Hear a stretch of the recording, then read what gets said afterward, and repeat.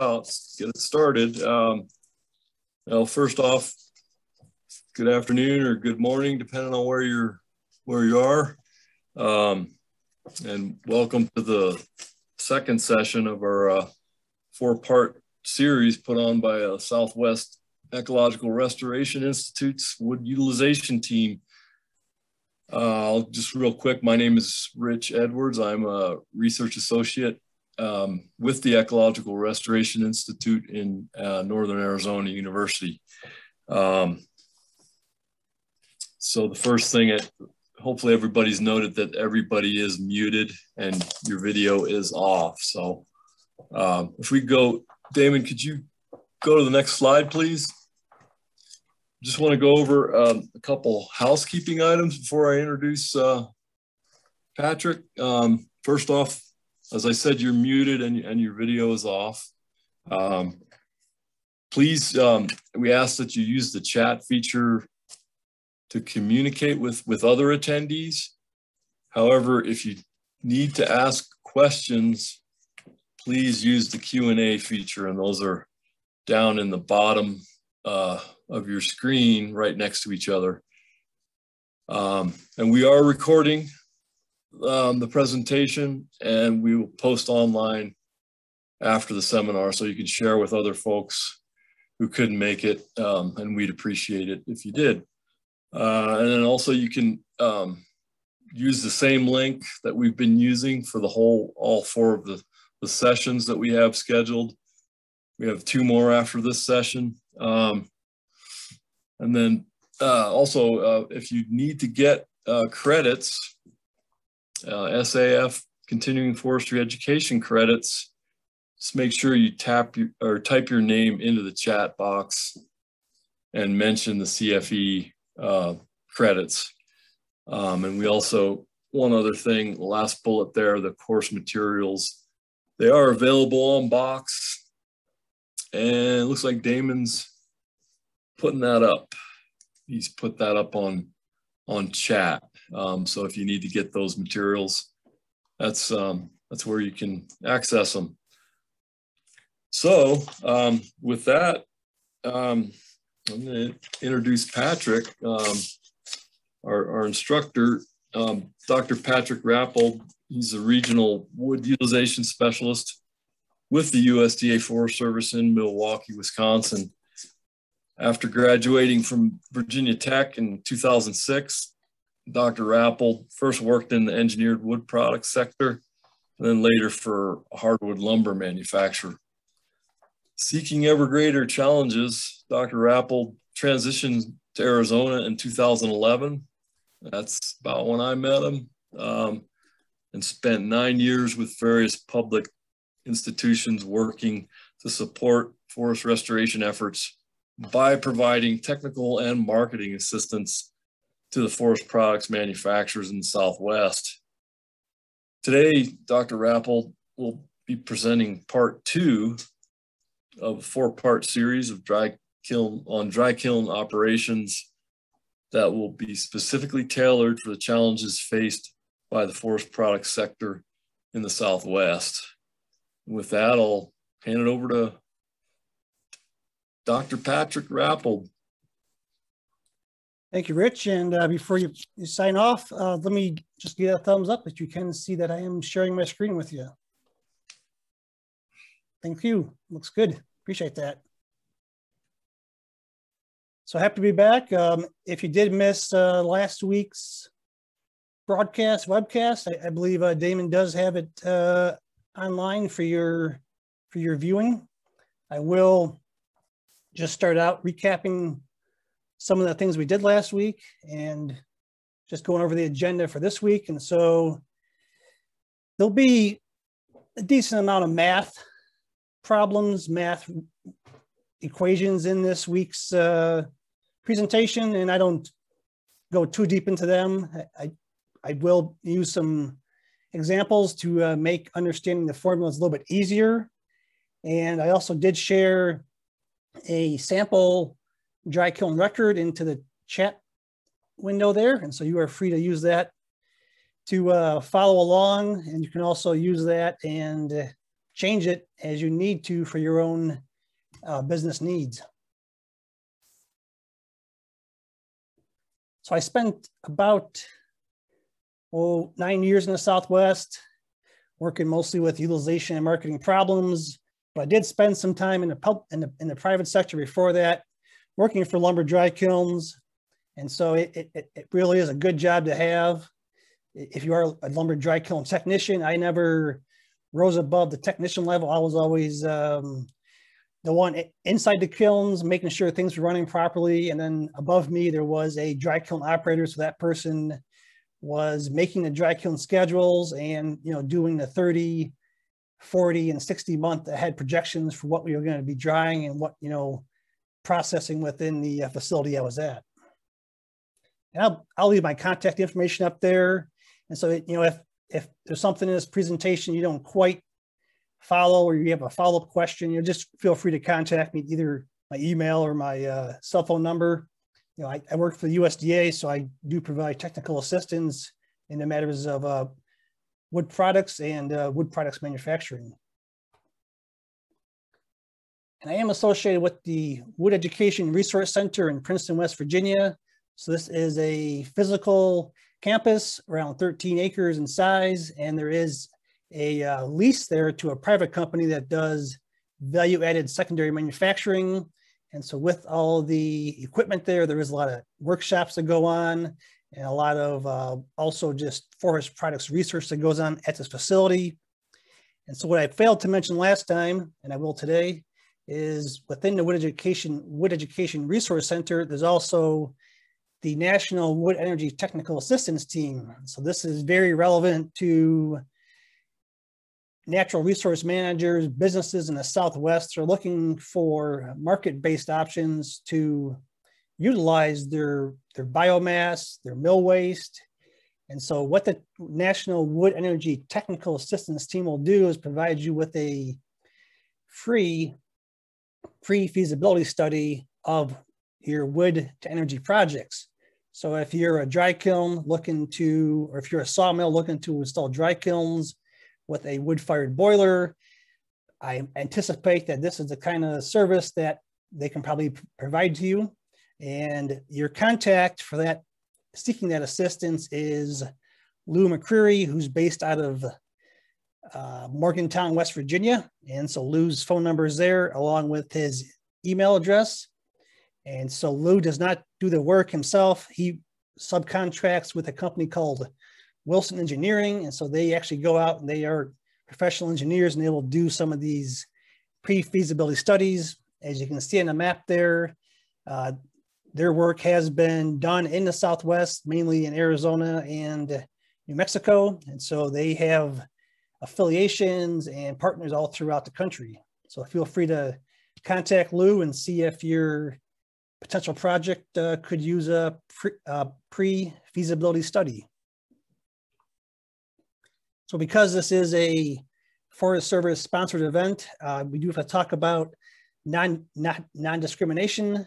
And so during this broadcast, we are not going to discriminate. And so if you feel as though there was discrimination that took place during this webcast, you can contact the information here. And USDA is an equal opportunity provider, employer, and lender. Also, we need to talk about antitrust issues. So just try to refrain from discussing pricing and costs. And so I'll talk about pricing and costs to a limited extent, mostly in terms of examples and generalities. So as Damon provided, the two primary references today is just the Dry Kiln Operator's Manual and the Wood Handbook, along with that sample kiln record I did provide in the chat window.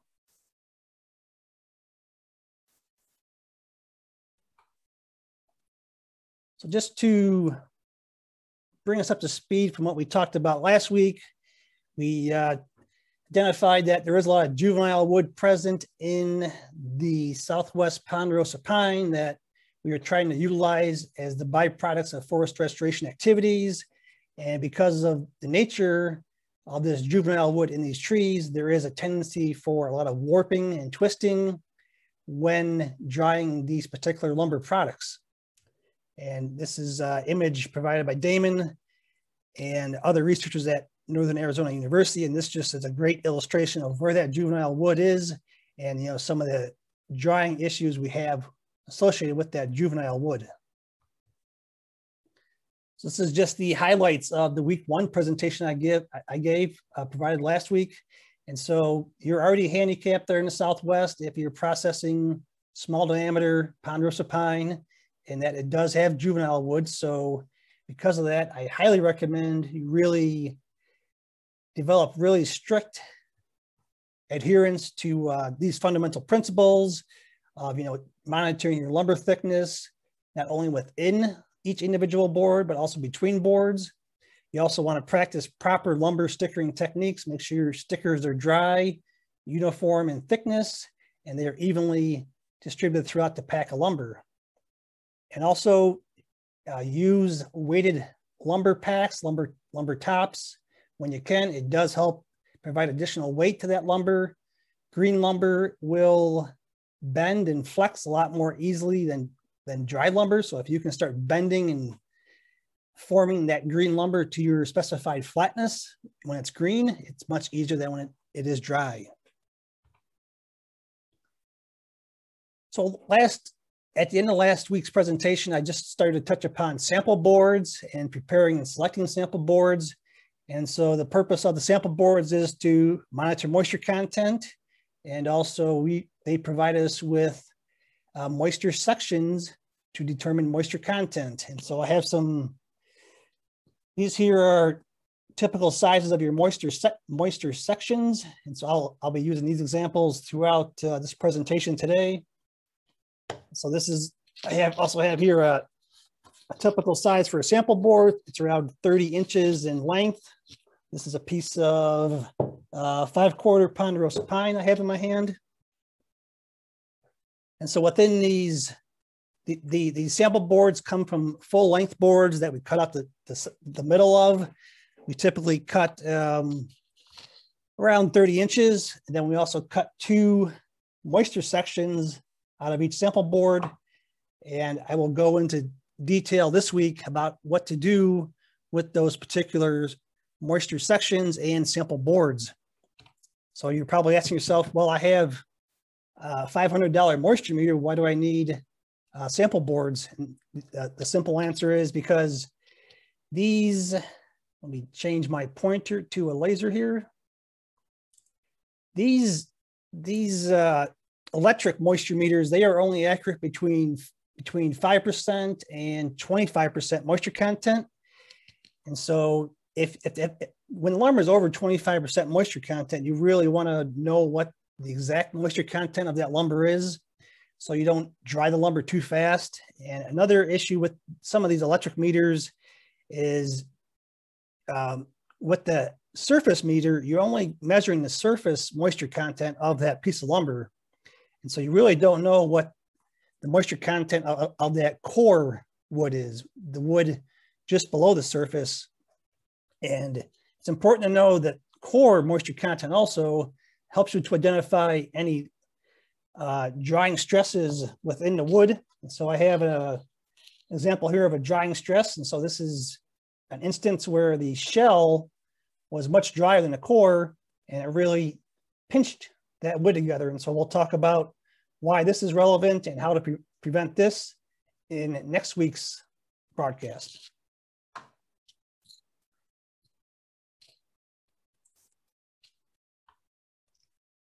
So sample boards, you take them out of full length boards, you cut the middle out, you cut your sample board, and then you cut your 2 moisture sections.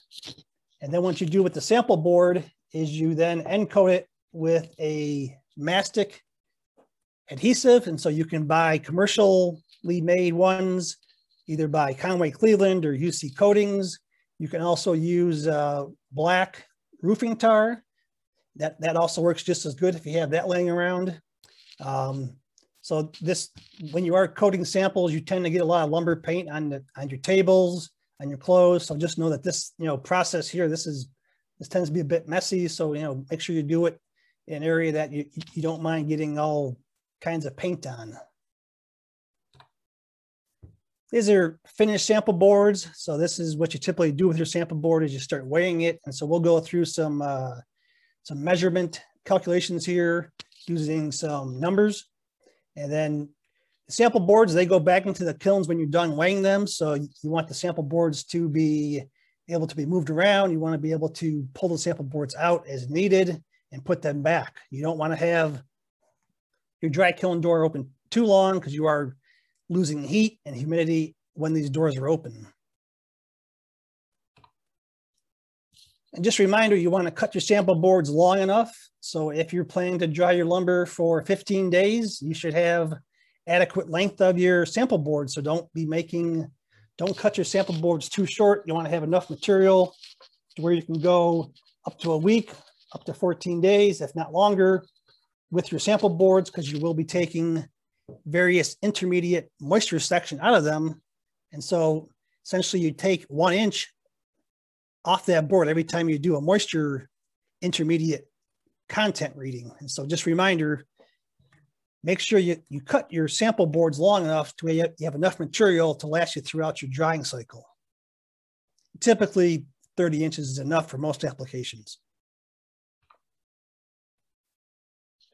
I'll just touch upon this one more time. So if you're drying ponderosa pine, you can typically get that down to 8%, 6% in about 10 to 14 days if you're just looking at 4/4, 1 inch material.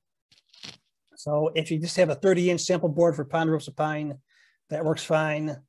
Mesquite, I haven't fully researched my drying schedules for mesquite yet, but I think that dries pretty quickly. And so you could probably go with this similar 30-inch length sample board from mesquite also. Cottonwood in Arizona, you can dry cottonwood. That typically dries also within 2 weeks, 14 days or so. And so again, cottonwood samples, they're fine at being 30 inches in length. The wood that takes the longest to dry, and it's not really prevalent in Arizona or Southwest, is your red oaks, your white oaks. They can take up to 30 months or 30 days for 4/4 material, and then 8/4 red oak can take up to 12 months to dry. So it's a really big time investment and labor investment if you're drying oaks.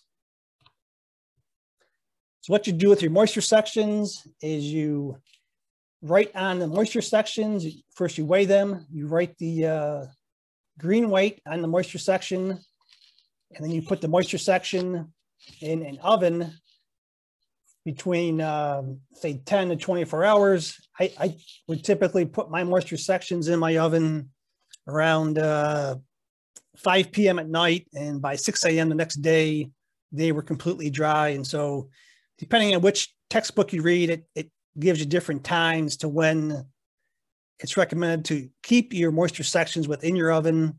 And so it essentially you can kind of calibrate your own time just based upon weighing these sections every 12 hours or so and seeing how much weight they lose. But typically after, I think, 12 to 13 hours, they are considered oven dry. So these very specific ovens, they are set between 214 and 221 degrees. You do want to calibrate these ovens. You don't want to get the wood too hot. You don't want to burn the wood. You don't want to have a fire situation. And so you always want to clean these ovens consistently. You tend to get a lot of sawdust built up right down here in the bottom. And that's unfortunately also where the heating element typically is. It's another picture of a moisture section oven. And so, they're typically stored inside the control room of a dry kiln. You typically don't want to keep them outside. They are not weatherproof, and the more climate controlled environment you can keep this in, the better, especially during the cold winter months. So this is a moisture. This is an oven from a university actually, and so you can see the layer of dust on it. You can see the dust everywhere. It's just not ideal conditions for taking accurate measurements And, and keeping this a clean, fire-free environment, you've got aluminum foil on top here. You can just see that dust. And so you just want to keep this area nice and clean, not only for maintaining accuracy, but also for just, preventing unwanted fires. And the scales come in all shapes and sizes, depending on the thickness of wood you were drying. You definitely want to think about that ahead of time. If you're drying thick live edge slabs, you're going to need a pretty heavy duty scale to weigh your slabs, the moisture sections of your slabs. So think about that ahead of time. And these are not cheap, and don't keep these just laying around unlocked, because these will they tend to disappear due to the criminal element out there. So definitely lock these up, and don't let keep your kiln doors locked. And also clean and calibrate these consistently. These can get out of calibration, and so if you're seeing moisture content changes that really don't make a lot of sense, you maybe calibrate your scale again, make sure it's in line and accurate. So if you're making a Christmas wish list, you're also going to need a bandsaw if you're going to be in lumber drying operations.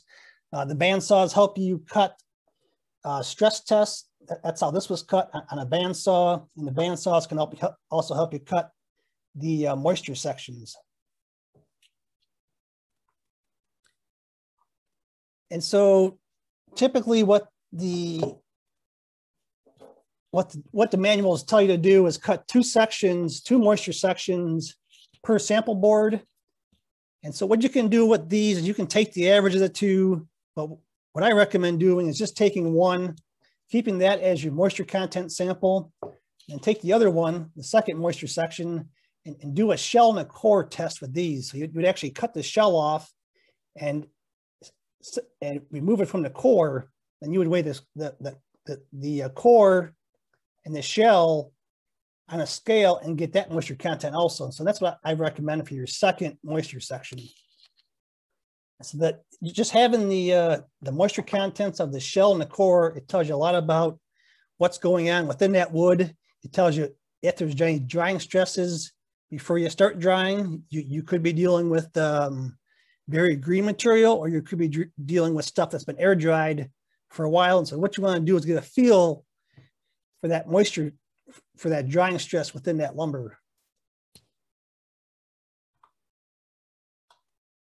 So again, just a photograph of a stress test. I have the sample right here.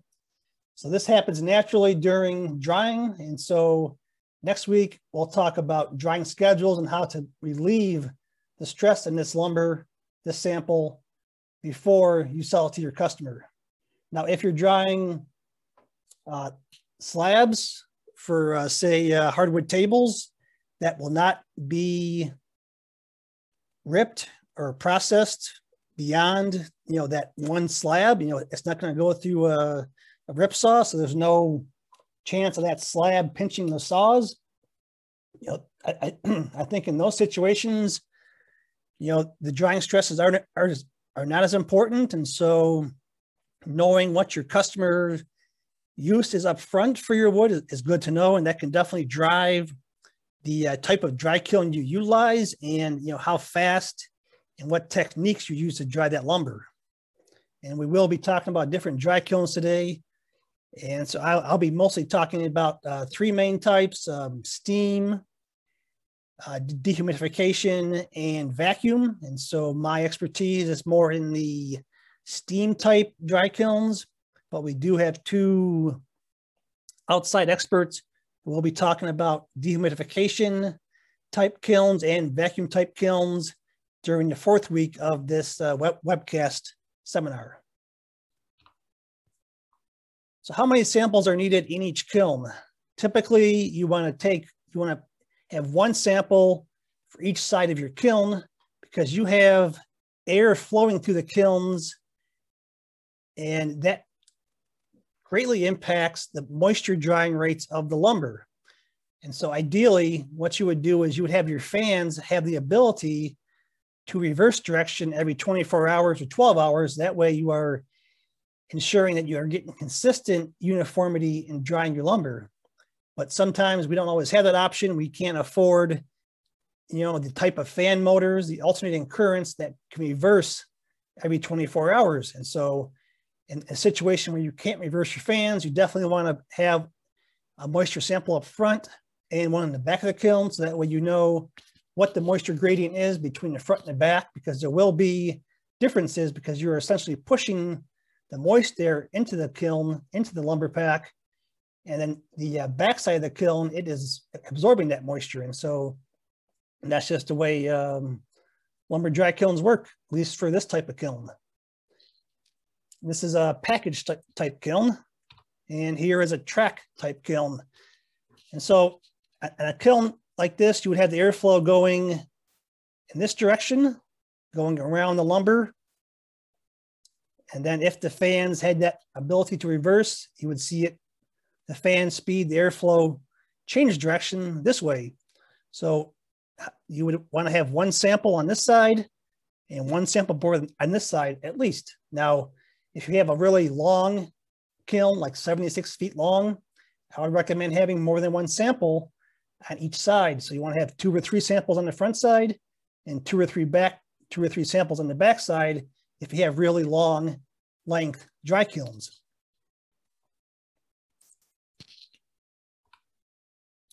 This is a dehumidification dry kiln in northern Wisconsin. So they have access to their front and back of the dry kiln. And so this operation will put samples in the front and the back.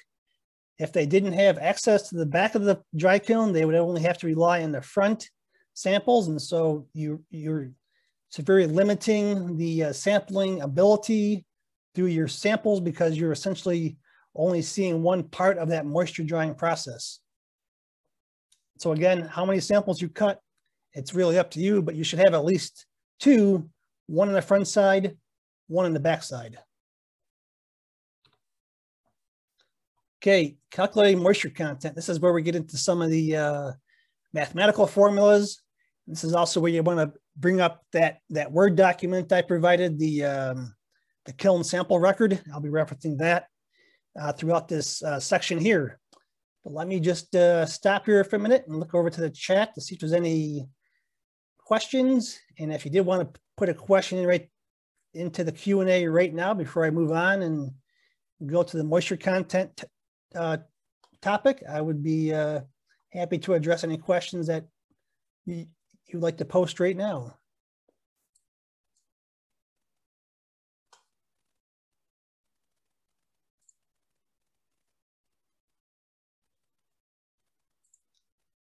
Seeing and hearing none, I will move on, but feel free to post your questions into that window. And I do plan to go through this next topic, and then I'll be opening up for a larger discussion, and we'll also be taking a short break to give my my voice a rest and to give yourself a rest also. So calculating moisture content. So there are 2 formulas. There's the dry basis, which we typically use for lumber. Then there's the wet basis, which is typically used for woody biomass and wood chips. So I'm only going to be referencing the dry basis. I'm not going to confuse you and show you the wet basis, but just know there is 2 formulas out there. They are in the Dry Kiln Operator's Manual. And so all of the formulas I show today will be dry basis.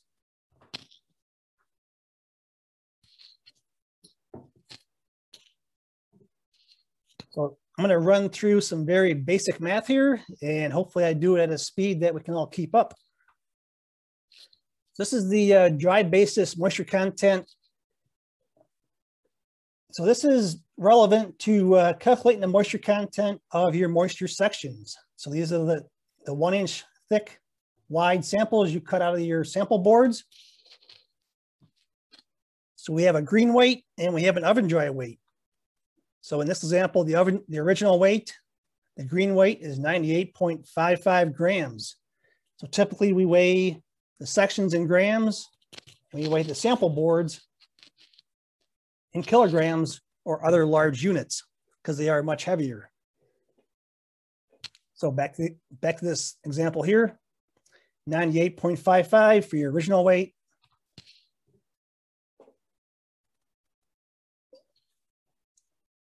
$59.2 for your oven dry weight.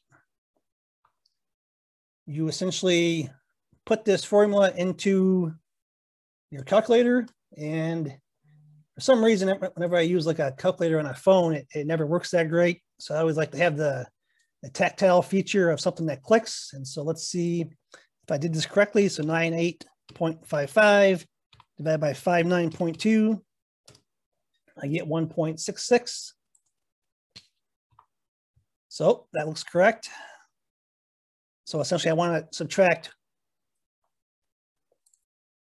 1 from this number I got up here, and I know my number of decimal places is probably not accurate or in line with the principles of significant figures, but this is just for example purposes. And so from this example, we then subtract 1 and multiply it by 100 to get a percentage. And so in this example, it is 66.47%. I'll do one more example. So again, we're weighing the moisture sections. Original weight is 86.92. Oven dry weight is 55.02. I pull up my calculator here. 86.92 divided by 55.02, 1.5798 looks like. So let's see if I did this correctly. Yep. So then I take that number, subtract 1, and multiply by 100. So this seems like a lot at first, but after you do these calculations for your lumber, within your dry kiln, it'll just become second nature. When I first started drying lumber, it took me a while to understand these formulas. We had them written down on the control room wall, but eventually over time, you can just, you just find shortcuts for doing them, and they just become second nature. And so don't be discouraged if you don't get it at first. And if you reference the Drying Hardwood Lumber publication by the USDA Forest Service, they do have examples in there that I used in this presentation. So where does all this information go? It seems like we're collecting a lot of information, moisture contents, weights. So what this goes into is what the forest products industry calls a kiln sample record. And so these records are good at essentially monitoring your lumber, keeping track of what happened during a dry kiln charge. You may get a claim on your lumber, say 6 months from now. And so what you do is you come back to these records, and you can reference, did something go wrong? Did my boiler shut down for 12 hours during that charge where I had no heat or no steam for my dry kilns? And with these records, you can really go back in time and sort of see what went wrong, see what went, you can also see what went right, because this, if you find a great schedule for your lumber, definitely keep that. And if it worked last time, then hopefully it works in the future. And so another good tool to use is the National Weather Service homepage. They do provide a long history of what the weather was in your area. And so if you're drying some ponderosa pine lumber and you get like a very warm, dry spell during, say, February, when typically it's freezing and it's cold, and you tend to get a little blue stain on your lumber, and maybe you don't notice the blue stain, but your customer does. So you can go back, you can use that National Weather Service webpage to actually see what the weather was like in your region, in your area, when that lumber was drying, either in your yard or in your dry kiln. And a lot of times, the outside weather affects the final performance quality of our lumber. So here is that kiln sample record I provided, the example I provided in the chat window. And so starting at the top here, we're going to have this charge in kiln number 5. And so I have 5 different dry kilns at my facility. We are drying 4/4 ponderosa pine. That's my species. I started this kiln on November 5th, which is last Friday, and I have 500 board feet in the kiln. The lumber came from freshly sawn logs. They were sawn on Thursday, so directly from the saw to my kiln. It's just good to know what the history was of your lumber. And I saw no beetle kill in the lumber. You know, I talked to the sawmill people. They saw no blue stain. So what I do is I fill in the date here of when the kiln started, and then I label my sample boards. And so I always start with the kiln number because in this example here, I have 5 different dry kilns. So that means I have potentially 10 different samples in each, you know, across all my dry kilns if I have 2 samples per dry kiln. So sometimes these boards start to look the same after a while. So you always want to put the kiln number on your sample board along with the sample number. And then in this area here, I have myself a little reminder to cut my shell and core moisture samples. And so that comes out of my moisture sections. So if you're wondering what 500 board feet looks like, you know, this is a typical university size dry kiln. Universities do a lot of research in drying lumber, drying efficiencies. And so typically they can purchase these dry kilns, which are usually about 500 board feet. And so just another example of a 500 board foot dry kiln. I haven't seen these type of steam dry kilns used anyplace else, but I'm just thinking if you have a lot of valuable lumber, maybe black walnut, you know, this would be ideal for pre-steaming and also drying your lumber because you have very good control, very tight control in these smaller chambers. So I just present these 2 photographs here of, you know, to give you a feel for what a 500 board foot dry kiln looks like. So back to my example. So it's Friday, November 5th at 4 p.m. I processed my samples. So that means I cut my 2 moisture sections and I have my sample board cut and I have my end coating on the sample board. So my green weight for my first moisture section is 98.55 grams. This sample board here, this is 2.03 kilograms, much larger unit, which correlates to the much smaller number there. So this is everything I need for when I leave work on Friday. And I make sure that my oven's on. I make sure the temperature is set to 214 degrees Fahrenheit. I come back Saturday, November 6th at 7 a.m. I take my moisture sections out of the oven, out of the section oven. And so the first oven dry weight is 59.20 grams. The second moisture section is 55.02 grams.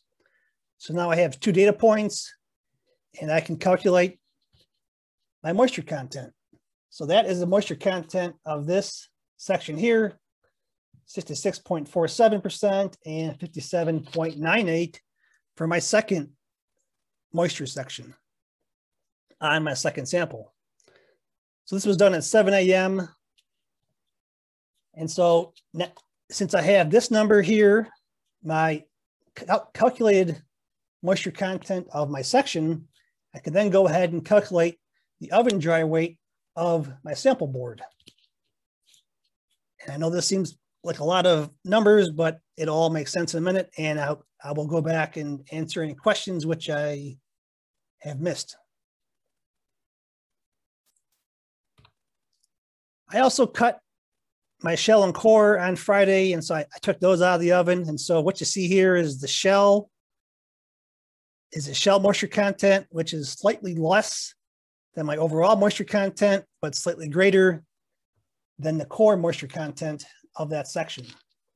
And similar distribution of moisture for sample number 2. So I'm a big proponent of cutting lots of section and core samples. You know, some instructors, they just have you cut one during your first sample, but I tend to really preach, you know, I'm a proponent of cutting a lot of core and sample just to see what's going on inside that lumber. And it becomes a lot more important when you have thicker, you know, 6/4, 8/4 lumber, because that moisture stresses within that lumber, it becomes a lot more apparent the thicker the lumber is. So what we're going to do is try to calculate the oven dry weight of my sample board. So this is a theoretical number. This is a calculated oven dry weight of what this board would weigh if it was fully oven dried.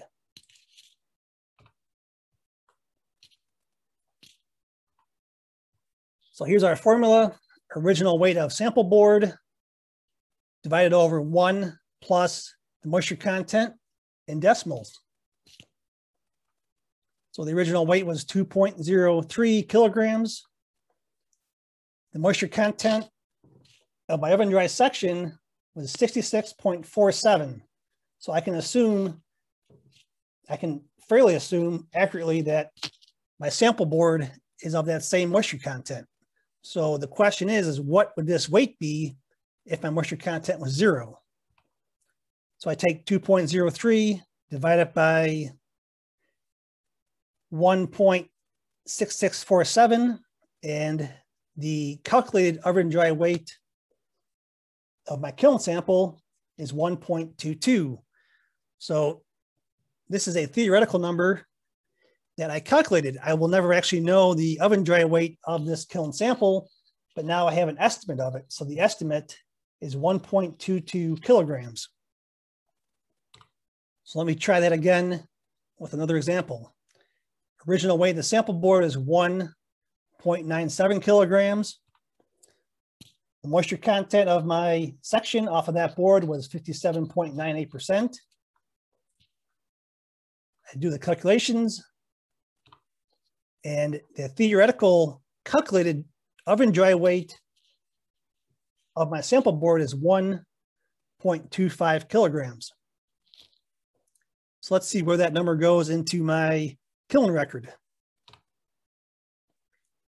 So here is the calculated oven dry weight of sample number 1 and the calculated oven dry weight of sample number 2.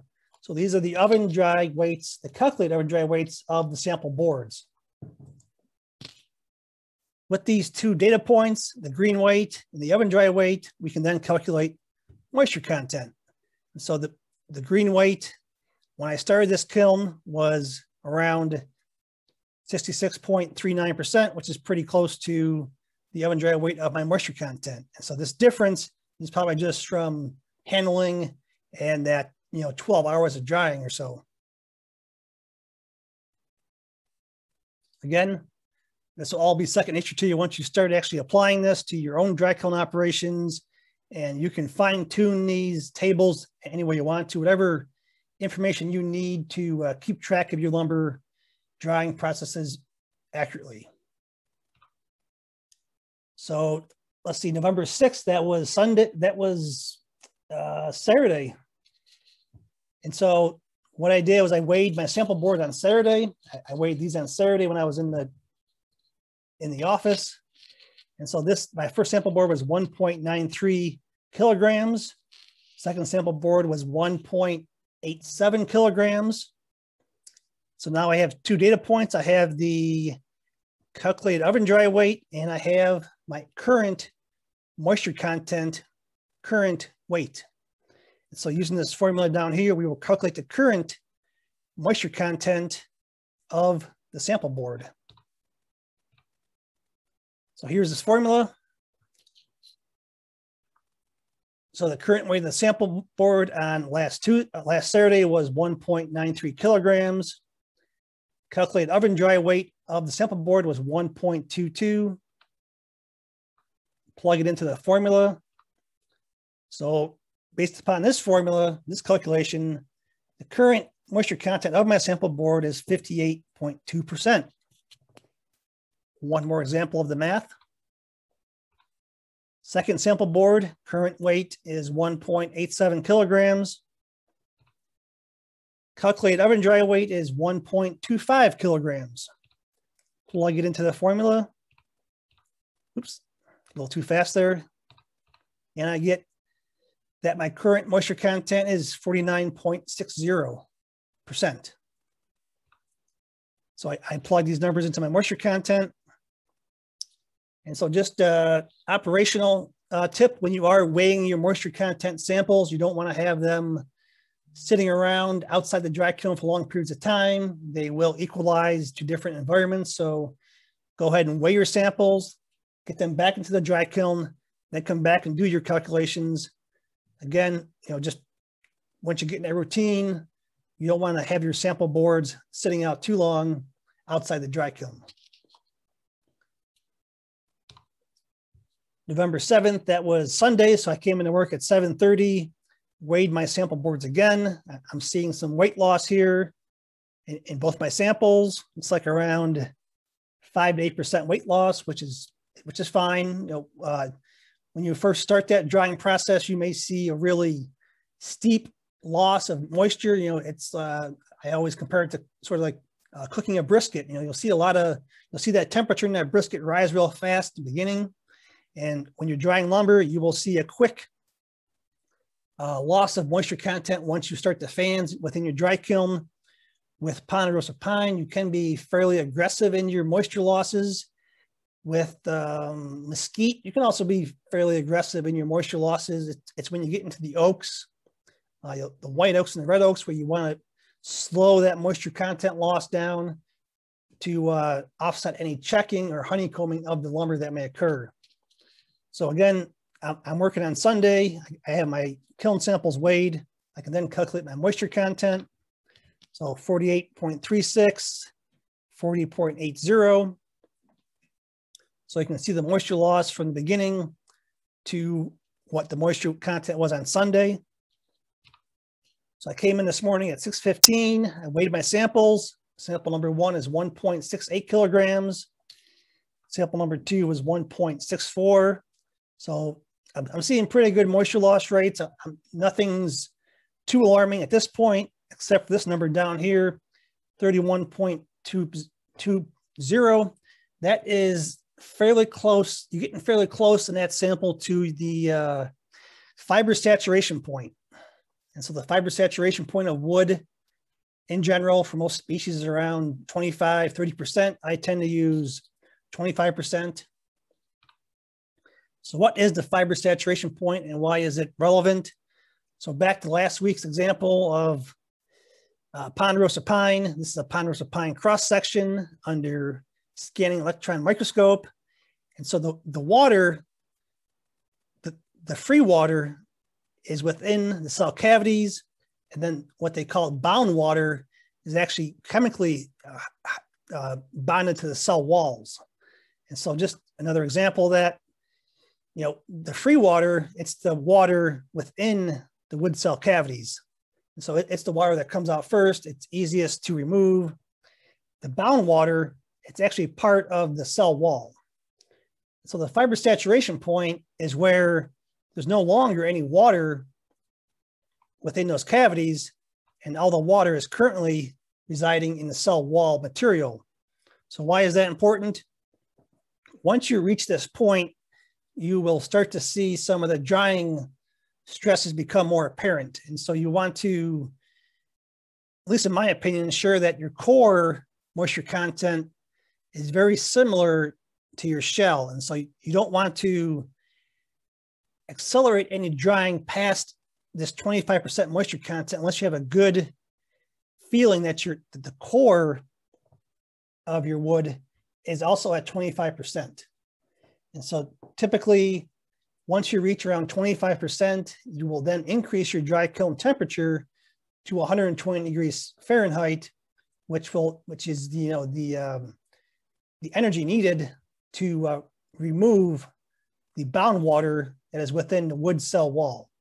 And so it's a lot to take in, but essentially when you start to get around 30%, 25% moisture content, you want to cut your core and shell samples again, and just make sure that that core of that wood is also at fiber saturation point or below before you start accelerating or increasing your dry bulb temperatures of that kiln. So what I'll do on my kiln record is just make myself a reminder that next time I'm in the office, which would be tomorrow, I'm gonna cut some shell and core samples out of my 2 sample boards. And so what that involves is taking my sample board, taking the 1-inch sections out. So, you know, get your bandsaw out and you take out 2 more sections, 2 more moisture sections. And that is the full process to calculate and maintain the, you know, just consistently identify the moisture content of your sample boards. So I'm going to stop there. I'm going to pause for questions. Let's pause until, let's take 5 minutes of questions if we can, and then we'll take a 5-minute break and I will get some water into my mouth.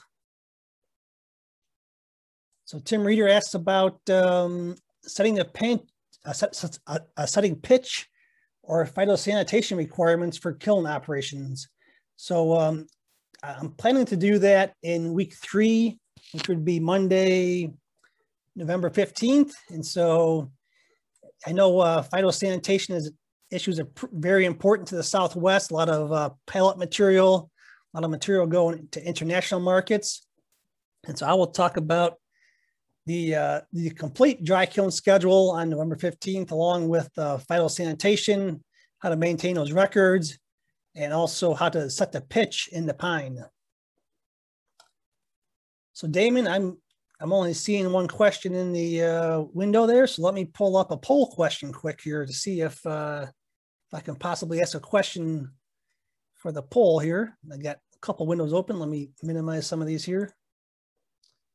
So let's see. I'd like to know a little bit about the size of your company. So Damon, if you could pull up the Monday, November 8th poll question number 1, you know, which asks, you know, including yourself, how many personnel are within your operation? And so Damon, if you want to put that poll question up there, we can start populating that.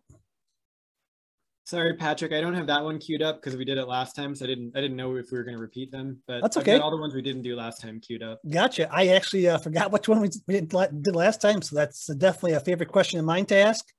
So let me see what else I have there in the queue for the poll questions.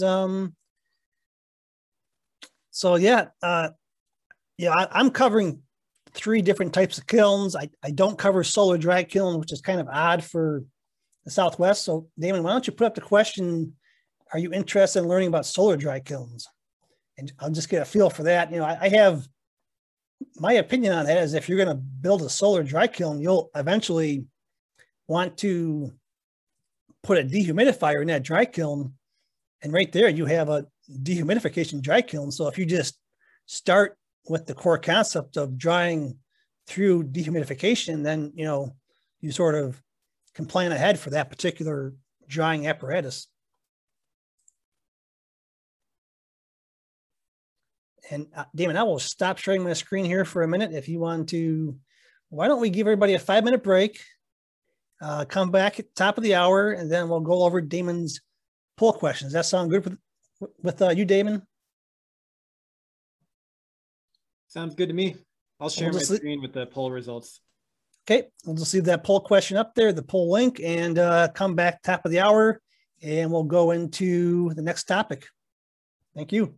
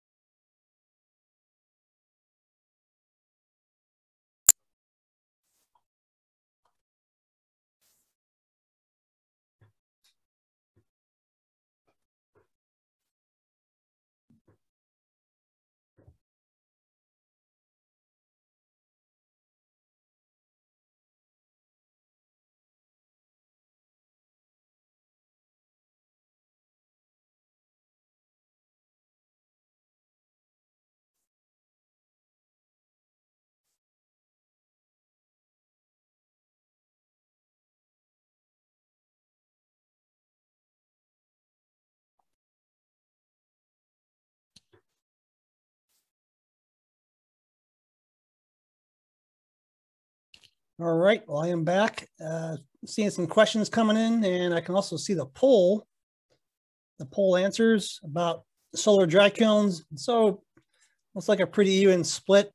And so what I might do is provide some literature about solar dry kilns from Virginia Tech. And so it's essentially blueprints for creating your own lumber dry kilns.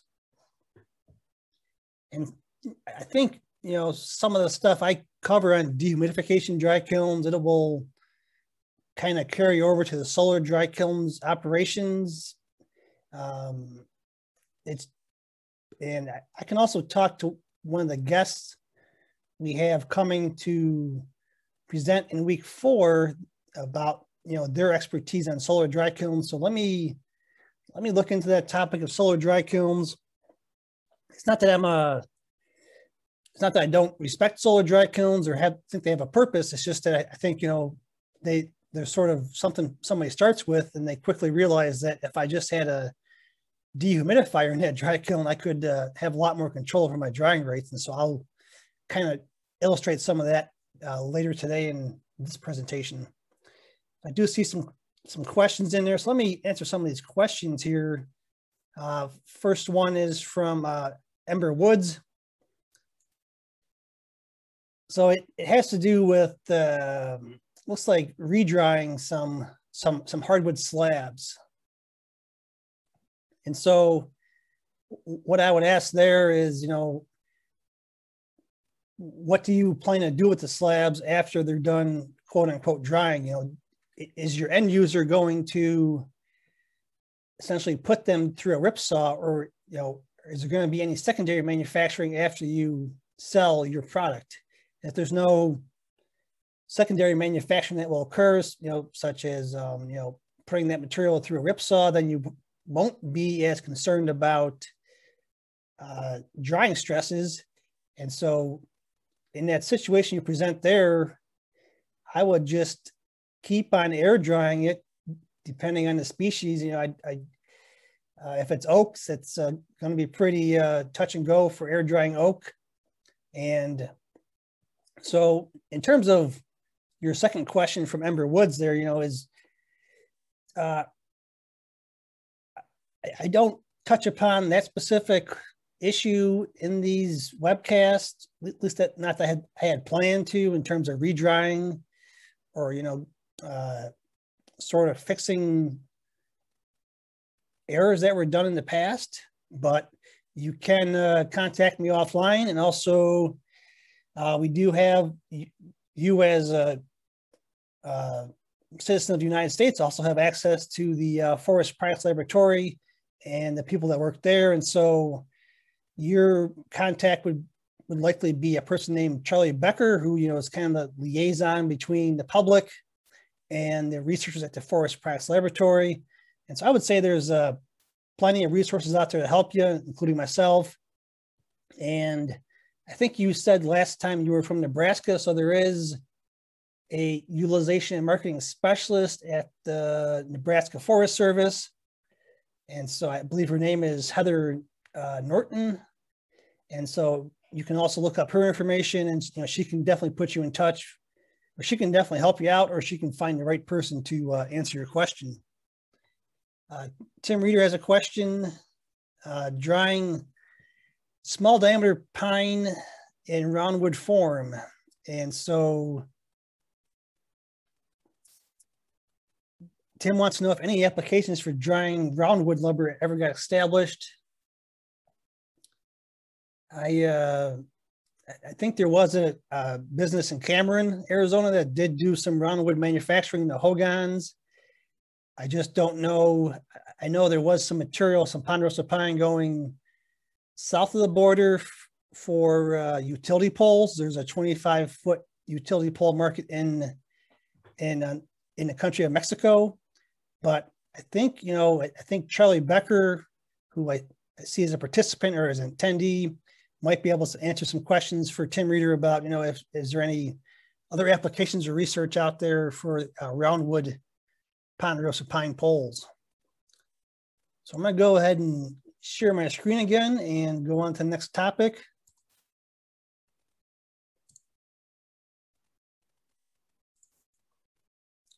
So this is a topic that Rich Edwards, one of your hosts, asked me to talk about. This is essentially the all-important environmental regulations of drying lumber. And, you know, in terms of what I've seen, especially in the Southwest, you know, you do have a lot of class 1 air sheds. So you do want to look at your air quality permitting that pertains to dust, along with any, you know, emissions from your boiler, or any, if you're creating large amounts of sawdust, you know, that I think that all counts as air quality. And then non-point pollution, you know, runoff. And if you have a lot of, if you have a boiler on site and you have steam traps, you know, what do you do with the condensate from the steam traps? Does that go back into a holding tank, or does that go into a holding pond? How does that get processed? And, you know, how does that get taken care of? Most boilers are, you know, most wood-fired boilers do have chemicals in the water to, you know, prevent rust and to also soften the water. So, you know, when you eject your steam vents, or you know, dump your boiler, you know, that water is not clean water. That water does have chemicals in it probably. So you do need to look at that particular topic when, you know, looking at all the fundamentals or regulations that you have to get into when you start drying lumber. And nothing more important than fire suppression regulations. I know that's a big issue in northern Arizona. Something that a lot of people forget if they do have boilers is boiler pressure regulations. And so in Arizona, I don't believe there is any regulations on how much PSI you can put through your steam lines. And so why is that relevant? So I'll take New York State. That state law states or regulates that you can't put steam through your steam lines greater than 22 PSI without additional permitting required. And so what that means, if you're drying lumber at 22 PSI steam, is your dry kilns are going to heat up very, very slowly. Whereas if you have 100 PSI, which is sort of standard for steam heated dry kilns, your kilns will heat up very rapidly at 100 PSI. You know, you're having a lot of steam go through your steam lines very rapidly, and that creates a lot of heat compared to, say, 22 PSI. Another important aspect about boiler operation, if you do have that at your facility, is the requirement to have 24-hour supervision. So in Arizona, prior to 2010, anybody that had a boiler needed to have a certified boiler operator on site 24 hours a day, as long as that boiler was operating. And so that's done for safety reasons. Boilers do explode. The reason that law was changed is because hospitals that operate autoclaves, and so an autoclave is a high pressure steam cleaning system to disinfect hospital tools. You know, it creates a very sterile environment with high pressure steam in the autoclaves. And so essentially the hospitals were saying, you know, we can't afford to have a certified boiler operator on staff 24 hours a day. How about if we just, you know, said we would have 24-hour maintenance or 24-hour supervision? And so 24-hour supervision essentially qualifies as a night watchman, you know, somebody that's there 24 hours a day, whether it's a security guard or you know, if you're working 3 shifts, if you have 3 shifts at your facility, you pretty much have somebody there that can take care of that boiler if something happens to it. And frankly, you know, most modern boilers have a lot of safeguards in place. So, you know, if they do get low pressure or a low water warning, where you're essentially just making steam without any water in that boiler, you know, that boiler will shut down automatically. I've seen 2 boilers go through what they call low water alarms. So that's essentially the first stage of a boiler before it explodes. Luckily, they were both false alarms, and so there was no real danger to that boiler or the people standing by the boiler. So what I want to do is also highlight this web page provided by Arizona Department of Environmental Quality. And so I'm assuming this web page, which highlights all the permits needed to start a sawmill, was developed just because there's been so many businesses coming to Arizona to try to start their own sawmill business. And so out of necessity for efficiency, the Arizona Department of Environmental Quality essentially developed this website. And so what I want to do is just visit this website real quick and kind of show you what's on it and, how to benchmark it. So I'm going to stop sharing and then reshare with a new screen here.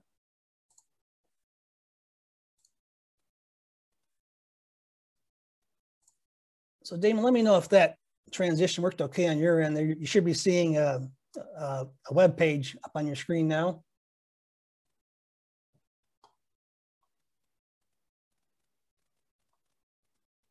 Rich, if you're on, let me know.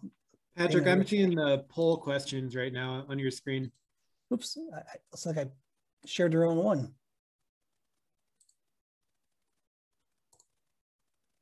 There we go. That should be it. That's good. Okay, so I just want to highlight this web page put together by the Arizona Department of Environmental Quality. And so I would bookmark this page.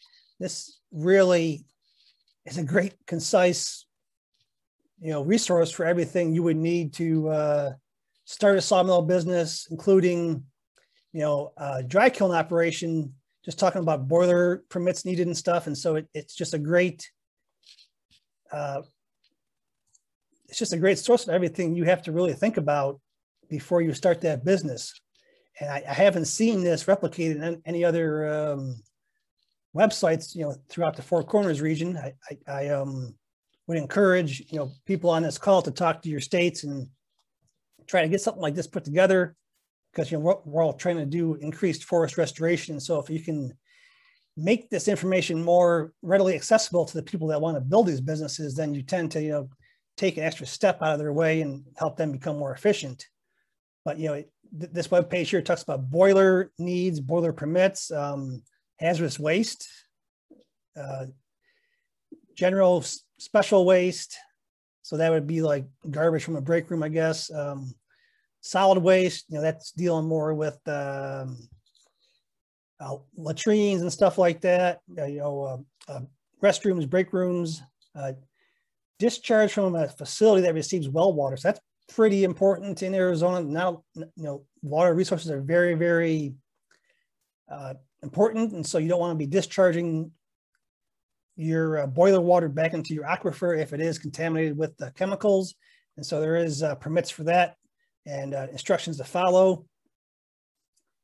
Discharge of backwash or condensate. And so if you're operating a steam boiler, steam dry kilns, you probably have steam traps. And so within those steam traps, you get condensate. And so you have to control where that condensate goes. You have to treat it. You have to make sure it's not just spilling out onto the ground. So just a lot of good resources here. So I'll just copy this link right now, and I'll put this into the chat window, just so everybody has it. And so, you can only imagine going to a local state official and asking about, starting a dry kiln or a sawmill business. They may not know what you're referring to or having questions about. And so this is just a great resource here of everything that, you would probably see in other states also. So I'm gonna go ahead and stop sharing again and go back to my presentation. So Rich, does that answer your questions about environmental regulation? I know you posed that question to me early in this process and, pretty adamant about it. So just wanted to make sure if that addressed all the questions you had. Yeah, I mean, Patrick, to me, it's all about, when you're starting a business, about damage control and being, cognizant of what might get your business and So yeah, and that's pretty good. I was surprised to hear that there's not any equivalent websites in other states. Well, there may be. So, you know, if Carmen Austin is still on, or Tim Reeder, you know, I'm sure they can possibly identify, you know, state resources with, you know, relevant to their respective states, and can also share those links. Nebraska, I've never seen anything like the, you know, the website that Arizona has out in Nebraska, but I haven't really researched it, but I'm sure if you reach out to the Nebraska Forest Service, you can definitely, you know, find that assistance if you need it. So moving on to types of dry kilns. And so it's about a quarter after the hour now. And so Damon, if you could go with the next poll question, which was, you know, do you air dry lumber on stickers before kiln drying? Was that the question I wanted to put up there, Damon, or was it a different one? I know I wanted to ask something about stickers. I believe you said, do you fabricate your own stickers? Yes, that's relevant. That's very relevant to our next topic. So if you want to go ahead and post that, and I'll give that 15 minutes to populate, and I'll just keep on presenting my stuff, and then we'll circle back to that, to those poll results.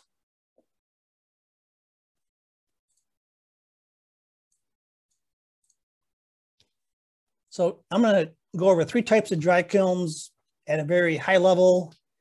I'm going to do a deep dive into steam type kilns, because that's what I'm most used to, and that's what I sort of recommend as being very functional across different species and different applications. But, you know, there is numerous applications for dehumidification type dry kilns in the Southwest, along with vacuum type dry kilns. And so if you come back during week 4, which is Monday, November 22nd, I'll have some guest speakers talk about the dehumidification dry kiln systems and also the vacuum dry kiln systems.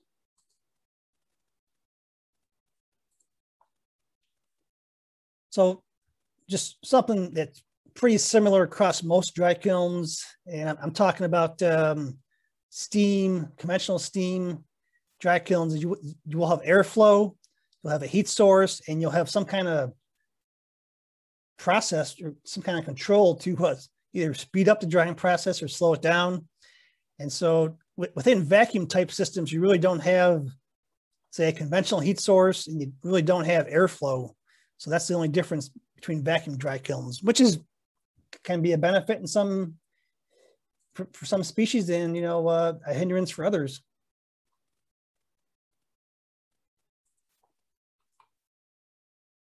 So what you should be seeing right now is kind of a rough video, a time-lapse video of a high temp counterflow dry kiln system. So this is the modern techniques to dry Douglas fir lumber.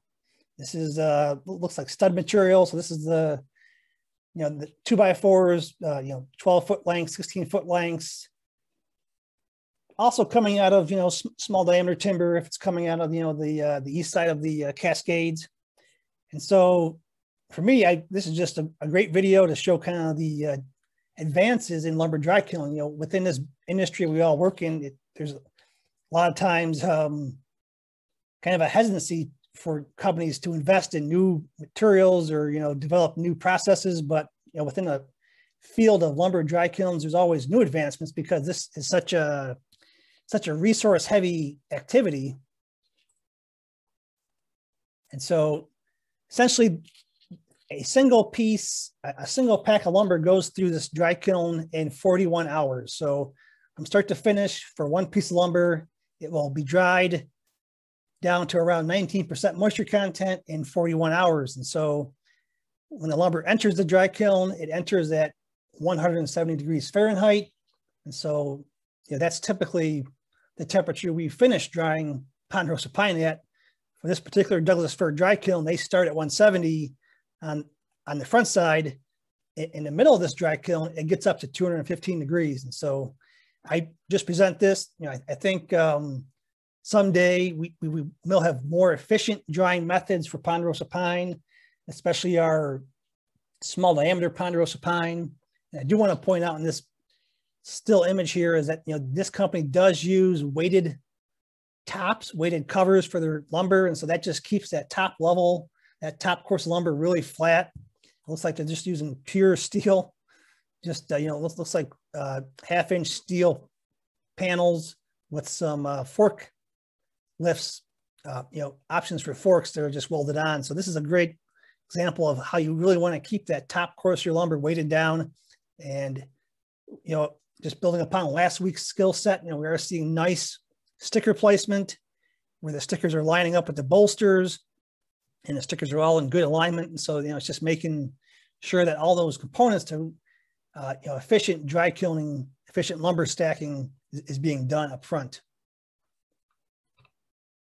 So package type dry kilns, essentially these are the type of dry kilns where you drive your forklift in and you essentially stack up the courses of lumber.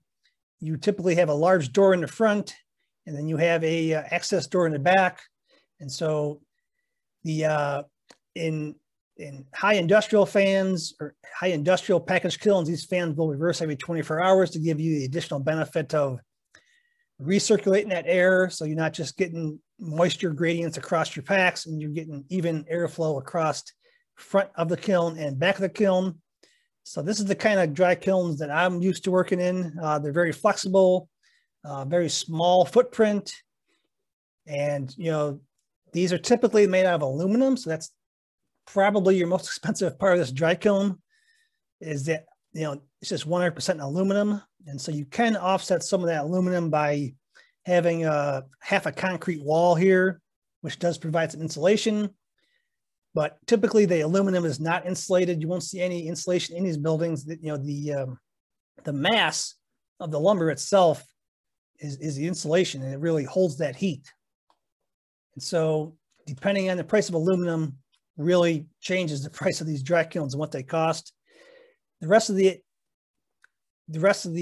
auxiliary items, the fans and the motors, those are important, and they are very industry specific, especially the fan motors, which are typically alternating currents, and they gives you the ability to either ramp up your airflow or slow down your airflow. And then there's also typically a control room back here where you can weigh your samples and also program the dry kiln. So this is just a typical layout for a packaged dry kiln. Here is a track type dry kiln. So again, these are on tracks. And so, one of the issues I have with these types of dry kilns, they take a much larger footprint in your air dry yard. And so you're required to have much larger space to stage these packs, to build these piles.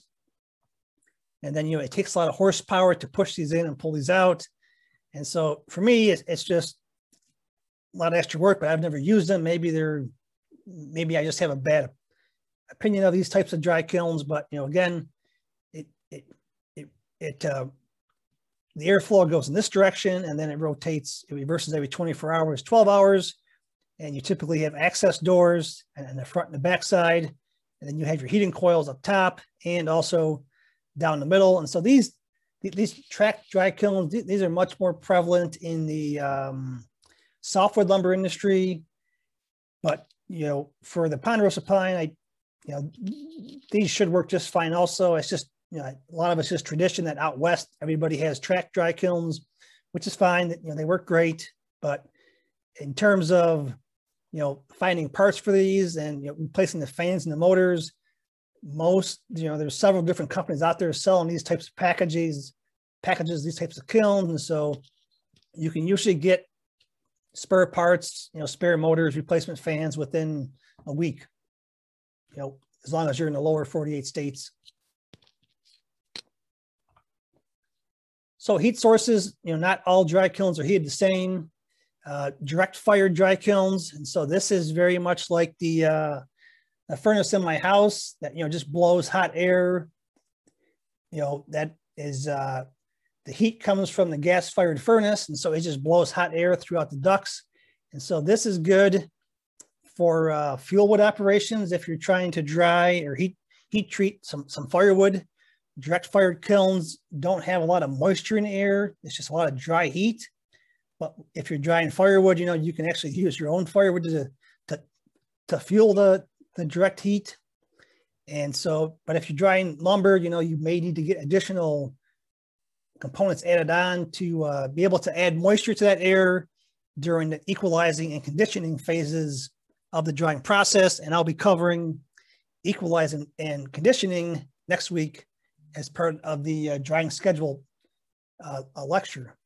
Electricity is typically used, say, like in dehumidification type dry kilns. And so depending on where you live, you know, if you're heating with baseboard heaters, it can get kind of expensive. But, you know, again, because electricity is a dry heat, you may need to have some additional ability to spray fine water mist into your dry kilns to equalize and condition your lumber. Hot water or hot oil. I have seen one of these in Snowflake, Arizona. So this was at a molding plant. And so these work pretty good. You know, if you don't have access to a lot of water, and you know, hot oil, ethylene glycol works really good also. Essentially, you're creating a radiant heat. You know, you're putting that hot water, hot oil, hot ethylene glycol, you know, through some fins, through some radiators, and you are, you know, distributing that heat.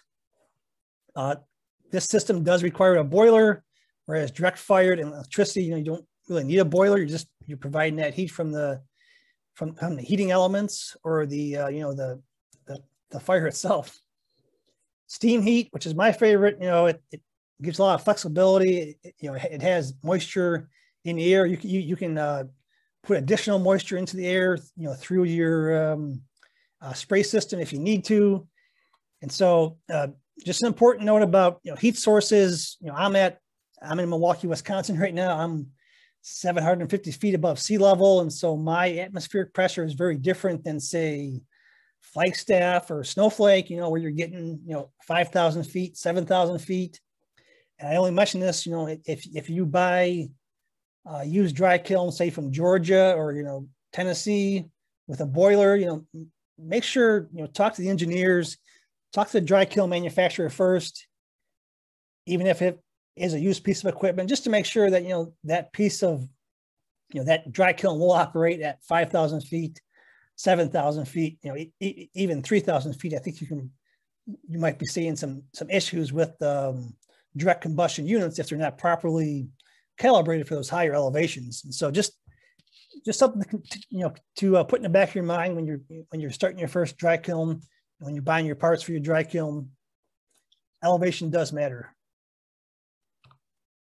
So this is an example of electric heat. So this is an electric baseboard unit in a dehumidification dry kiln. So again, this is northern Wisconsin. They don't have a whole lot of solar power up there, but, you know, you could substitute this heating source in Arizona with solar. You know, if you're in the Tucson area, if you're in the Phoenix area, in this particular dehumidification dry kiln, they went with baseboard heat. So here's the controller, controls the heat. But, you know, this is an example where, you know, solar and dehumidification units are kind of almost interchangeable in terms of their heat sources.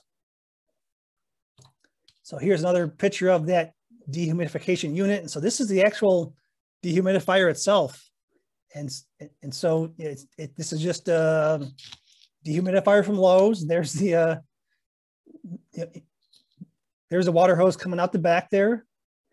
And this is, you know, it's got lights in it. It has a plug for the dehumidifier, and this works. You know, I mean, they are drying 4-quarter hard maple in this. They are drying it fairly stress-free. They do have what they use in this particular apparatus, this particular system to add moisture to the air is they have a professional steamer, professional clothes steamer.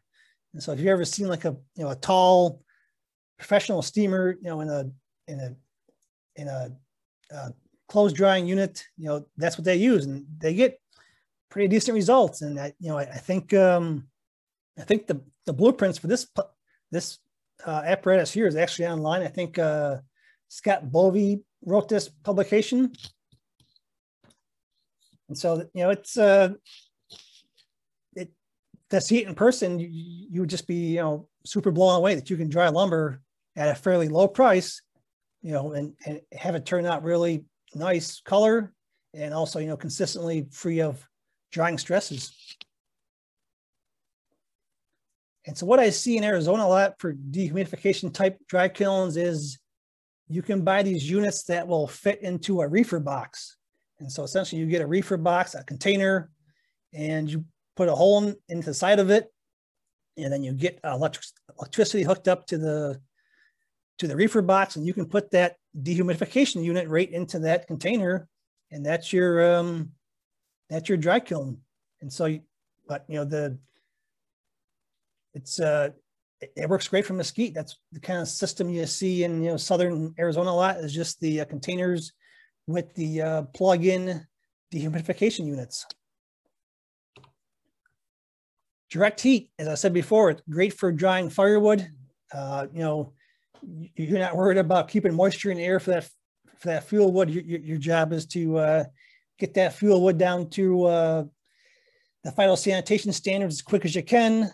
Hold that temperature, hold that core temperature, and just, you know, it's a great apparatus. It's a great method for fuel wood. I know a lot of businesses in New Mexico, you know, sell firewood, sell fuel wood, and I know that, you know, some companies like Tractor Supply, you know, they will not take your product unless it has a heat treatment stamp on it. And, you know, we'll talk a little bit in the coming minutes about, you know, how to document your drying cycle to make sure that you can validate to, say, a third-party agency that you have done these phytosanitation treatments.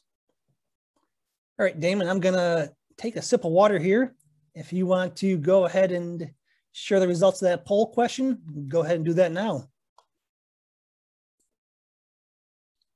Did not see any answers come in on that poll, which I'm guessing means that nobody fabricates their own stickers.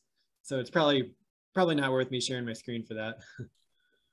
Well, that's okay. I appreciate that. And I do see in the chat window that Carmen Austin did say that the New Mexico Environment Department, you know, she'll be following up on that. So that's great. You know, it's I'm sure New Mexico can, you know, look at some examples in Arizona of, you know, how to lay out a website, and also, you know, what information is relevant.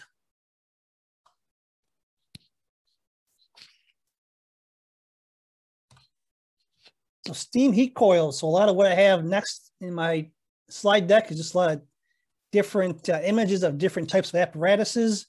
So steam heat, the steam comes in through this pipe here, gets put through these fins, and then these are the industrial fans, which then distribute the heat across the coils and, you know, distribute the heat across the lumber, you know, throughout the dry kiln. Fans, so industrial dry kilns, they have alternating current fans, fan motors, which allows you to increase or decrease the speed of your fans. And so why is that important? If you're drying something white, a white wood like ponderosa pine, you can typically, you want to keep that surface nice and white. And so one of the ways you do that is to really use a high velocity airflow. So you can probably go in excess of 300 feet per minute through your lumber courses when drying ponderosa pine. If you're drying something a little bit more delicate, say like a red oak or a white oak, you want to keep that airflow down to 150 feet per minute. So you know, if you have alternating current motors, you can change that fan speed to meet your species. And so, you know, as you're developing your business plan, as you're, you know, putting together a list of what you want to have in your dry kiln, you'll definitely look into fan types that you can increase or decrease the speed of. So these fan motors, they live in a hot environment. It's dusty, and, you know, so you can expect these to fail. I mean, it just happens. You know, it's a tough environment. I don't know of any tricks to keep these alive any longer than, you know, beyond their useful life in these harsh environments. And if you can, if you are shopping for dry kilns, shopping for parts, putting your plans together, try to get some controls, some drive controls for your fans, so you can reverse the fans every 12 hours or more. So, it takes additional money to invest in the type of fan drives that can reverse this polarization, this direction every 24 hours or 12 hours. So just something to consider as you're developing your plans. Just some more pictures of coils. And so these are coils from a university dry kiln. So these are nice and clean, just pristine conditions of the fans. And so if you really go into industrial dry kiln operation, you'll see a lot different environment. And so the lot more discoloration, a lot more intense heat in the industrial operations. And so, within the Southwest, within the Northeast, what you want to do is also remind yourself that water does freeze. And so if you have water or condensate or any kind of moisture going through these coils in the winter and it's not hot, then it will freeze. And so I have seen coils freeze up and explode. And so that's a pretty big repair bill to replace these coils if you have frozen water in there and expands and breaks these coils. And so, talk to your equipment manufacturer, develop some kind of procedure to winterize your dry kiln if you're not, currently operating it during cold weather months. Sometimes these fans are big enough where they can produce enough heat to where they will keep these kilns at around 80 degrees, keep them from freezing. So, sometimes it's just a matter of keeping the fans on, but that does require extra electricity, which is not really benefiting you because you're not drying lumber. You're just trying to keep your fans, your coils from freezing up. This is the fans that are used in that dehumidification dry kiln in northern Wisconsin. So these are just simple attic fans bought from a hardware store. They do not reverse. And so, these are just one directional and, single speed fast. And so if you're hamstrung with those criteria that, you can't control speed and you can't control direction, you can't control rotation, then you want to make sure that the species of lumber you're trying to dry can handle that speed. You can handle, the fluctuations of moisture content from the front of the pack of lumber to the back of the pack of lumber. And so just, it comes down to economics and, budgets. We don't have unlimited budgets to build these. So it's just a matter of finding the right operation, the right setup to meet our lumber drying needs.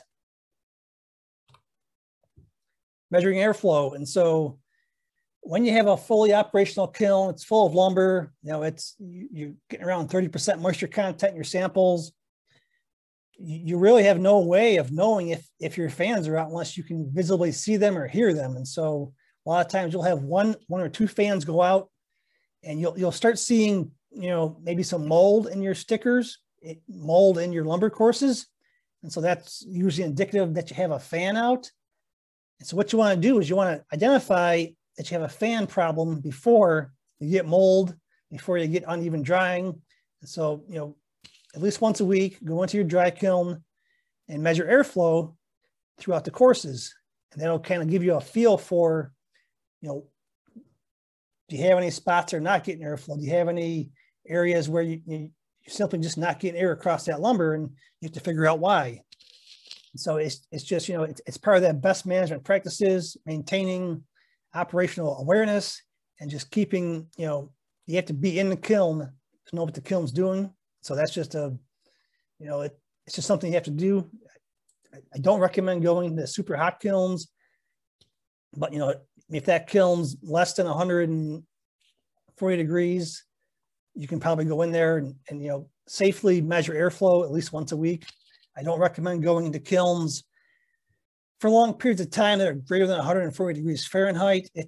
Depending on what kind of relative humidity you're operating at, you can get burns. I've been in dry kilns that are 170 degrees Fahrenheit with very high humidity, and so that is a burn situation there. And so in that situation I was in, we had to have safety apparatuses. We had long sleeve clothing, We had industrial sized gloves, and we also had a special shield that went over our head, which you really couldn't see out of, but I guess it was kind of like a welder's mask where it shielded your skin, your face from that high temperatures.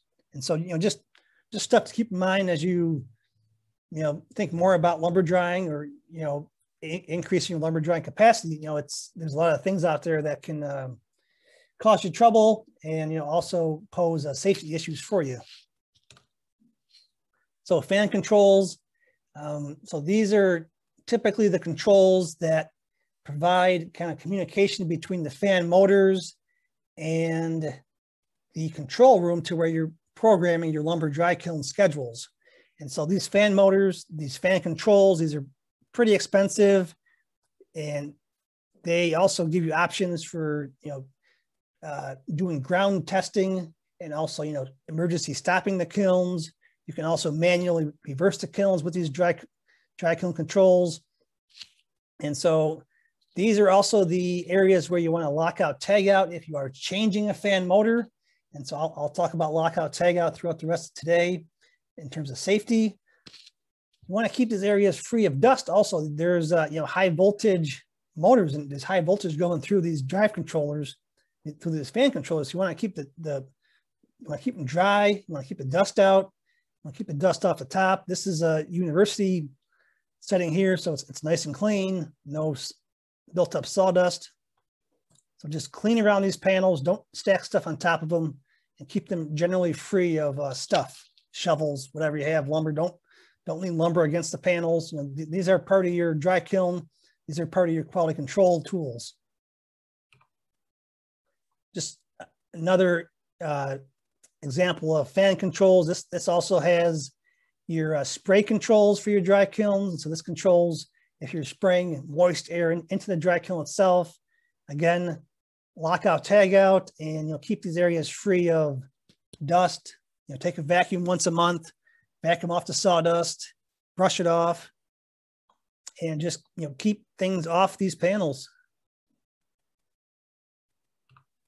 So when you are working on these types of panels, you definitely want to be aware that they can make electricity travel through you. So it unfortunately does happen. And so there are some safety guidelines when operating with these panels. The first safety guideline is to always use your, I think it's your right hand to touch the panel, because that way if the electricity travels through your body, it will ground through your right leg and won't travel to your heart. I don't know if that's true, but that's what we were taught to do in terms of when we were working within these panels, is to always try to use your right hand, just so in case in the event that you were shocked, it would have less damage in your heart. I don't really know if that's true, but I was never shocked either. But we also had these safety mats. These essentially ground you. These reduce the static electricity. And so that's just another safety factor. Don't be standing on wet concrete when you're working on the fan controls. Make sure you have some insulation between you and the ground, and also wear the appropriate PPEs, steel-toed shoes, or else a synthetic steel-toed synthetic safety toe also works good. So just be aware of these things. And it's just keeping yourself safe and your employees safe also. So baffles, you want to have baffles in your dry kiln. And so this is, you have baffles in steam kilns, you have baffles in package kilns, you have baffles in dehumidification dry kilns. And so these are great for doing their job, but they don't work if they're not used. And so the reason people don't use them is because it's, they easily get damaged by forklifts when you're loading and unloading. They're just very thin aluminum, so they get easily bent. And so after a while, a lot of people just, kind of take them out and throw them aside, but you're really losing, you're not maximizing airflow within those, within that dry kiln if you don't have your baffles properly installed. Just a close-up picture of some baffles. And so these side ones fold in and out, and it just helps direct airflow. There is a hook up top here with its top baffle sort of gets attached to when you're loading and unloading these. But again, you can just, these are just right out in the middle of where you're loading and unloading. So the forklifts, anything else operating in here, just it tends to get banged up by that type of equipment. This is homemade baffles in that dehumidification unit in northern Wisconsin. So just plywood style baffles. Tends to work pretty good. It directs the airflow to where it needs to go. These, are fairly low cost depending on the price of plywood. And so, if you don't have aluminum, try to at least fabricate something to make the airflow circulate evenly throughout your lumber courses. And so the air is just not flying around, haphazardly within that dry kiln. You want to keep that consistent airflow patterns. So vents are used to control, expel water vapor and control relative humidity. You can imagine, that first couple of days when you start that dry kiln up, it's just all that free water, and it's just coming off the dry kilns. So you get a lot of water vapor in the air. And so you really want to make sure that your vents are operating properly. The vents open and close with the actuators. It's a mechanical device that will open and close the vent. And so again, the actuators live outside. They live in the snow. They live in the rain. And so they will fail. And so if you're seeing, if you're missing your relative humidity targets, if you're seeing odd temperatures within your dry kilns, go check your vents. Go ahead and manually open them up from your control room. Go inside the dry kiln. You should see sunlight, right? If you don't, then there's, you want to climb up top there, which is never fun in the winter. You want to fix that actuator. You want to make sure that they are operating properly.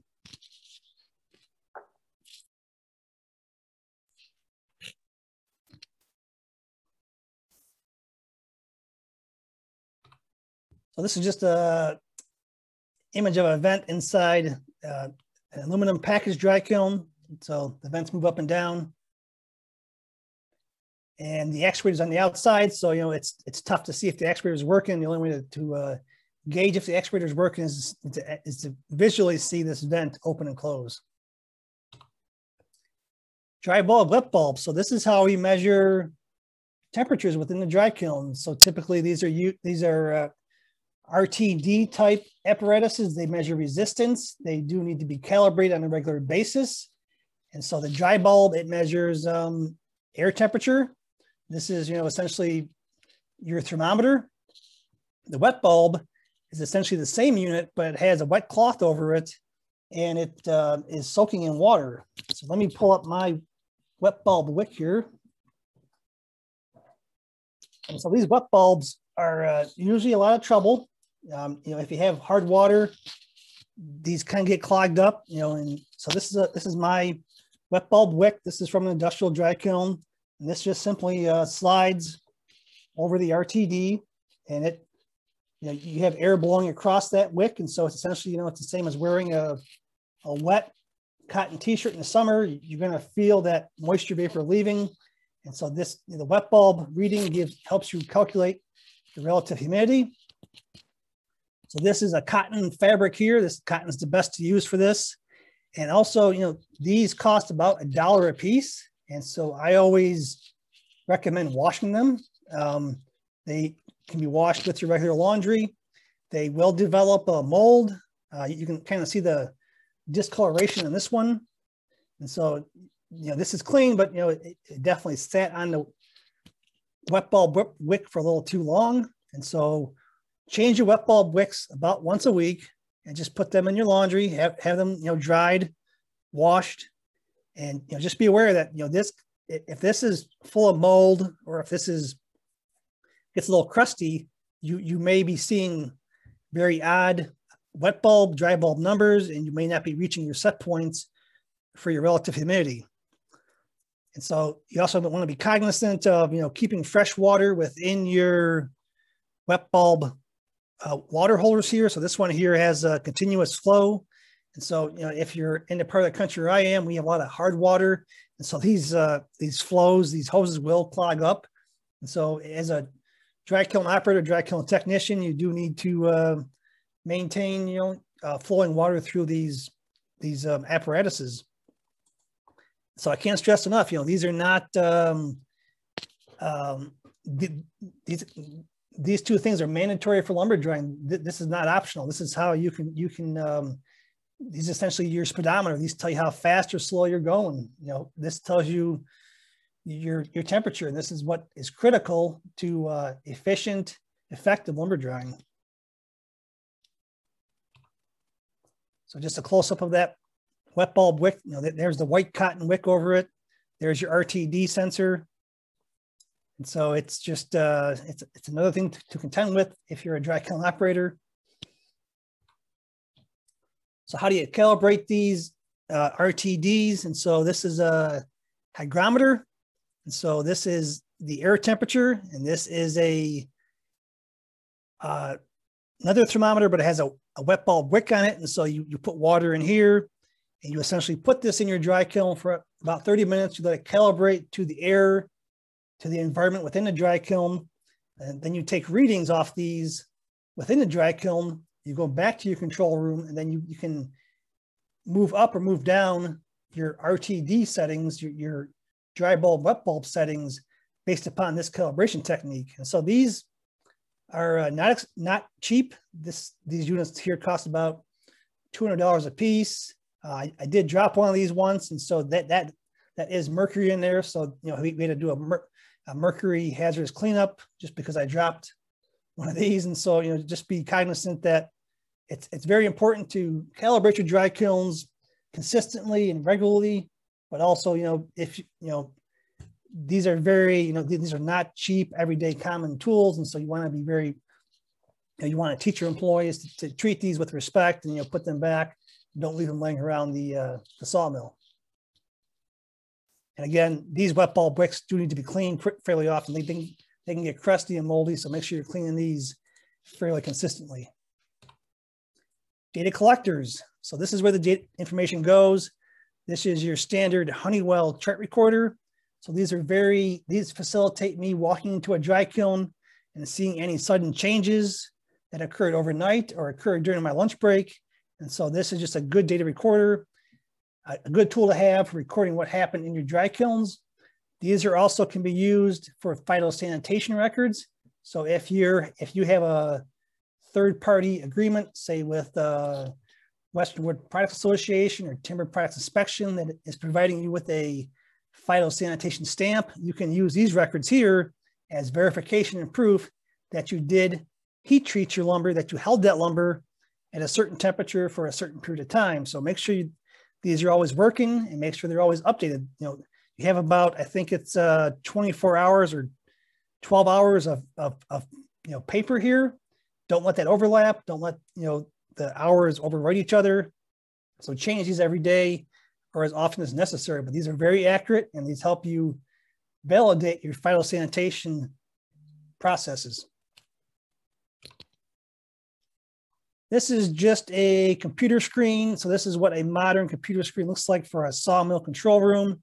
And so you can see your dry bulb temperature, set points, and actuals. And so this is what, if you buy a modern steam dry kiln, this is the software package you get. And so, just be aware that if you're not computer savvy, this is sort of what you need to do to operate and control, a modern dry kiln, a steam dry kiln. And a lot of the dehumidification dry kilns are also going with this type of interface to where, you can actually log into these systems at your house if you have an internet connection within your dry kiln. So your dry kiln control computer would also be needed to have internet access.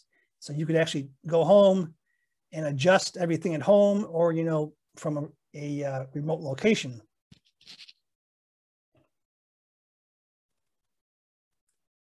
So regulating the steam heat, actuators open and close steam heat. And so again, these actuators live outside in very harsh environments. And if you're not getting the heat you called for within your dry kiln, it could just be a bad actuator. So that usually involves somebody getting on a scissor lift, going up here and making sure that the actuators are working. And so that goes into my safety message, is if you're working around steam heat, it's very unforgiving. It's it's very much akin to working with electricity. there is no stopping it, and it comes quickly, especially if you're working around 100 PSI. So you can imagine if you're up here in the scissor lift and this steam pipe breaks, I mean, there's no place for you to go. You're essentially in that path of that steam. So always use appropriate PPEs, face masks, long sleeve clothing, heavy jackets if you're working around steam lines. So Damon, I see about 5 minutes left, and I'm kind of at a good stopping point right now. So what I might do is just stop here this week. I covered most everything I needed to. I didn't get into relative humidity, and so I'm going to save that for next week because that really ties in well to creating and developing your dry kiln schedules. And so let me stop sharing my screen for a minute, checking any questions. And then I'm going to advance my slides just a little bit to get today's, to bring up today's safety message.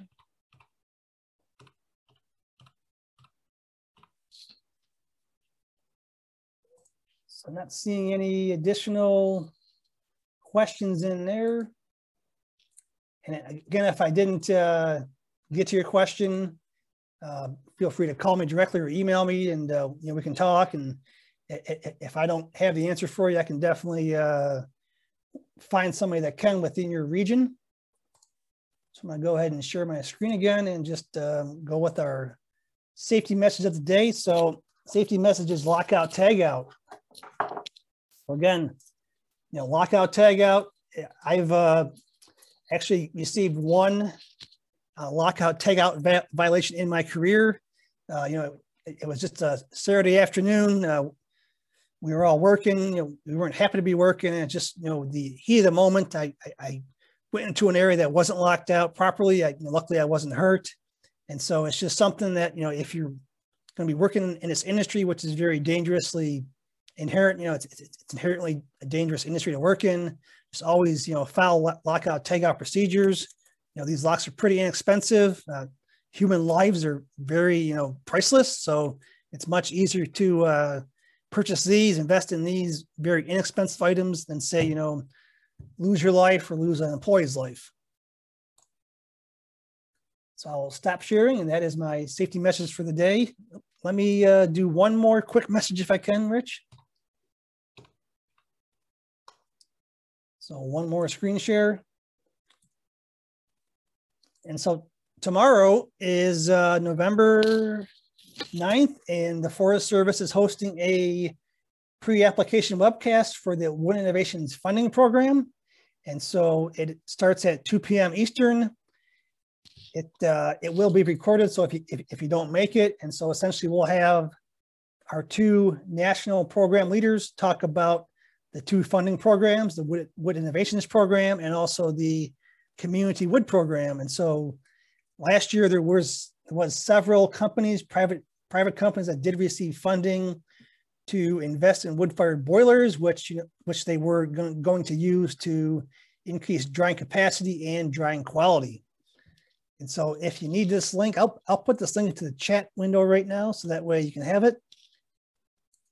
And so I invite you to tune in. I'll be facilitating that that webcast. So if you enjoy hearing my voice, you'll enjoy being here tomorrow. Richard, Damon, anything before we log off for today? Do we need to talk about next week at all? Same time. We did go through daylight savings time here in Wisconsin, so I'm actually talking to you an hour earlier today. So I'm actually ahead of time. I'm feeling very efficient today. I have 2 extra hours to work now after I'm done here. So